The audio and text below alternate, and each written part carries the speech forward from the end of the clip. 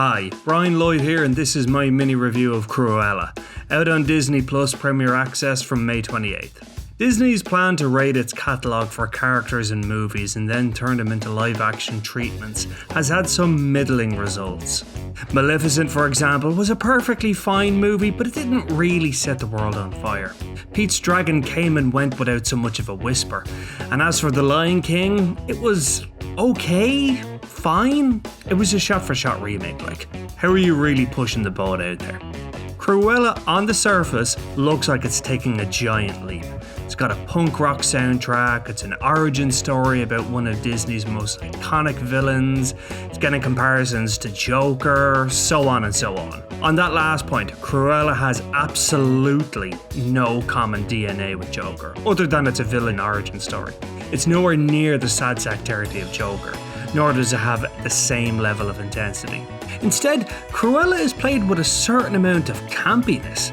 After all, it's Cruella de Vil, it's always going to be outsized and ridiculous. Emma Thompson is probably going to need reconstructive jaw surgery from the amount of scenery she chews in this. Emma Stone, meanwhile, is having a blast with the costumes and the period setting. London in the early 70s bleeds into everything, and it can feel chaotic.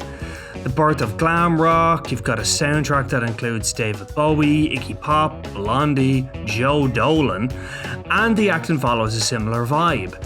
It careens wildly from slapstick comedy to soap opera revenge, but it never seems to settle on anything for too long. While everyone's having fun on screen and the soundtrack is a big plus, Cruella doesn't quite live up to the name as it should. More to the point, was anyone really crying out to see an origin story for this character in the first place? Was it needed? I mean, would you want to see an origin story about the shark from Jaws, for example? That's actually not a bad idea. Though it might suffer from a lengthy runtime and a constant need to prove itself, Cruella is nevertheless an enjoyable romp with two strong lead performances from Emma Thompson and Stone.